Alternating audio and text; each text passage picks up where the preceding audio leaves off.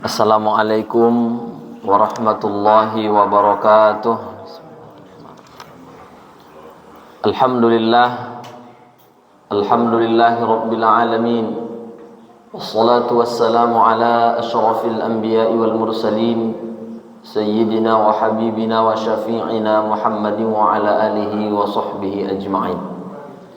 Asyhadu an la ilaha illallah wa asyhadu anna Muhammadar Rasulullah. Allahumma salli ala sayyidina Muhammad wa ala ali sayyidina Muhammad. Subhanaka la ilma lana illa ma 'allamtana innaka antal alimul hakim. Rabbi shrah li sadri wa yassir li amri wahlul 'uqdatam min lisani yafqahu qawli wa la haula wa la quwwata illa billahil aliyil azim. Qala Allah ta'ala fil Qur'anil Karim, a'udzu billahi minasy syaithanir rajim. Bismillahirrahmanirrahim. Walau anna ahlal qura amanu wattaqu lafatahna alaihim barakatim minas sama'i wal ard walakin kadzabu fa akhadnahum bima kanu yaksibun. Shadaqallahul azim. Pengurus dan segenap jajarannya yang saya hormati, Bapak, Ibu-ibu jemaah salat zuhur, semoga kita semua dimuliakan Allah Subhanahu wa taala. Amin ya rabbal alamin. Alhamdulillah atas segala nikmat Allah, dan hanya Allah lah yang pantas kita puja dan kita puji. Semoga nikmat itu mampu kita syukuri. Salawat salam kepada Rasulullah. Allahumma salli wa sallim wa barik ala sayyidina Muhammad wa ala ali sayyidina Muhammad. Semoga kita mendapatkan syafaat dari beliau di yaumil akhirat nanti dengan izin Allah. Amin ya rabbal alamin. Bapak Ibu jemaah yang dimuliakan Allah Subhanahu wa taala, judul kultum zuhur kita pada kesempatan kali ini adalah keberkahan dalam hidup. Bapak Ibu, setiap kita orang yang beriman, setiap kita orang yang yakin akan ketetapan Allah pasti mengharapkan yang namanya berkah. Lalu apa makna berkah? Oleh ulama mendefinisikan makna berkah itu adalah an-nama wa ziyadah. Artinya keberkahan itu adalah tumbuh, berkembang, dan dia bertambah kebaikan. Itulah yang disebutkan dengan keberkahan. Berkah umur seseorang itu ditekala ia mendapatkan pertumbuhan umur dan kebaikan dalam umurnya. Tapi justru kemudian di saat sebaliknya yang ia dapatkan, makin tua umurnya, makin banyak harta dan rezekinya, namun kemudian kebaikan dari apa yang dia peroleh tidak dia dapatkan, maka justru kemudian itu tidaklah dinamakan berkah, tapi sebaliknya. Kaum muslimin jemaah salat zuhur, shaimin dan shaimat yang dirahmati Allah Subhanahu wa taala. Lalu berapa hal berkah itu yang harus kita kaji? Yang pertama, keberkahan itu adalah keberkahan dalam urusan keturunan. Nabi Ibrahim alaihissalam itu lama usia pernikahannya, baru kemudian diberikan keberkahan keturunan kepadanya. Doanya diabadikan dalam Al-Quran. Sudah berpuluh-puluh tahun berumah tangga, tapi kemudian belum juga dikaruniai keturunan. Rabbi habli minas sholihin. Ya Allah, ya Tuhanku, berikan aku, anugerahkan kepadaku anak-anak yang soleh. Lalu kemudian pada saat dimana ia akan dikaruniai anak, datang wahyu kepada istrinya, wa mra'atuhu qa'imatun fadhahikat fabasyarnaha bi ishaqa wa min wara'i ishaqa yaqub.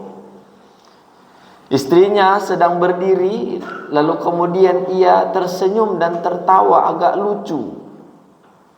Dengan apa? Fabasyarnaha bi ishaqa wa min wara'i ishaqa yaqub. Karena ada kabar gembira dengan akan hadirnya Nabi Ishak alaihissalam, yaitu Siti Sarah. Dan di belakang Ishak itu ada Yakub. Qalat ya wailata a'alidu wa ana ajuzun wa hadza ba'li syaikha. Lalu kemudian Siti Sarah istrinya Nabi Ibrahim berkata, ya wailata, ini aneh, a'alidu wa ana ajuz. Apakah saya akan diberikan keturunan padahal saya ini sudah tua renta, sudah berumur panjang? Wa hadza ba'li syaikho, dan ini suami saya juga sudah tua bangka. Ata'jabina min amrillah, apakah engkau ragu, apakah engkau heran dengan keputusan Allah? Bapak Ibu jemaah, kalau Allah ingin berkehendak, meskipun usia sudah lanjut, meskipun dalam ukuran medisnya tak mungkin lagi, tapi ternyata jika Allah menghendaki, maka tidak ada satupun yang mustahil, pasti akan terjadi.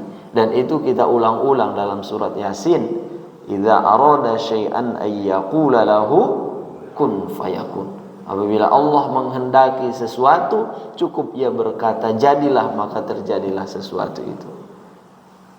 Bapak Ibu jemaah yang dimuliakan Allah Subhanahu wa taala, lalu kemudian dengan hadirnya buah hati, hadirnya keturunan, maka harapan kita juga ada kebaikan dalam diri mereka. Harapan kita mereka adalah orang-orang yang soleh dan solehah, yang akan melanjutkan aktivitas ibadah sujud ini nanti kepada Allah.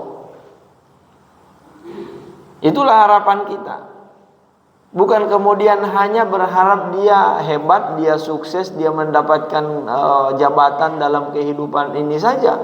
Tapi di saat kita sudah tinggalkan alam dunia ini, yang akan melanjutkan aktivitas sujud, pengabdian kepada Allah Ta'ala ini juga adalah mereka yang menjadi keturunan kita itu. Agar ada kebaikan, agar ada keberkahan di dalamnya. Itu yang pertama, bahwa keberkahan dalam urusan keturunan ini sangat kita harapkan. Maka perlu adanya proses pendidikan. Bagaimana kemudian seorang tua, ayah dan ibu itu harus mampu dan bisa menjadi tauladan dalam rumah tangganya. Tidak hanya sekedar dia berharap, lalu kemudian tidak ada proses pendidikan di dalamnya, tidak ada contoh tauladan yang kita berikan kepada mereka. Maka sangat dihindari sesungguhnya Bapak Ibu, para orang tua kami, jemaah, memberikan ungkapan-ungkapan, menyampaikan kalimat-kalimat kotor, kalimat-kalimat yang tidak mestinya terucap dari lisan kita sebagai orang tua, karena mereka akan mencontoh, karena mereka akan mengucapkan seperti apa yang didengarnya dari ayah dan maknya. Maka jangan sampai kemudian di saat pun kita misalnya dalam kondisi marah, tapi usahakanlah, berikhtiarlah agar kalimat yang terucap dari lisan kita itu adalah ucapan doa. Tidak justru kita menghardik, tidak justru kemudian kita ucapkan kalimat-kalimat celaan, kalimat-kalimat hinaan. Dasar engkau tidak berbudi, dasar engkau bodoh. Terkadang ini terjadi Bapak Ibu jemaah yang dimuliakan Allah kepada anaknya. Tapi apakah itu pantas diucapkan seorang ayah, diucapkan seorang ibu kepada anak yang dia harapkan kehadirannya, yang dia banggakan kepada orang lain dan juga kepada Allah? Tentu tidak. Maka kendalikan. Inilah diantara salah satu ciri orang yang bertakwa itu, wal kaziminal ghaiz, mampu mengendalikan amarah, terkendali ucapannya meskipun ia marah. Bapak Ibu jemaah yang dimuliakan Allah Subhanahu wa taala, mudah-mudahan berkah yang pertama dapat kita peroleh, kita mampu mendidik anak-anak kita dengan baik, keturunan-keturunan kita itu akan diberikan, akan menjadi investasi kita bukan hanya di dunia, tapi juga insya Allah di akhirat kelak nanti setelah kita berada di alam barzakh. Terima kasih atas segala pendengaran, perhatian. Mohon maaf ada kekurangan, banyak kehilapan. Billahi taufiq wal hidayah. Wassalamualaikum warahmatullahi wabarakatuh.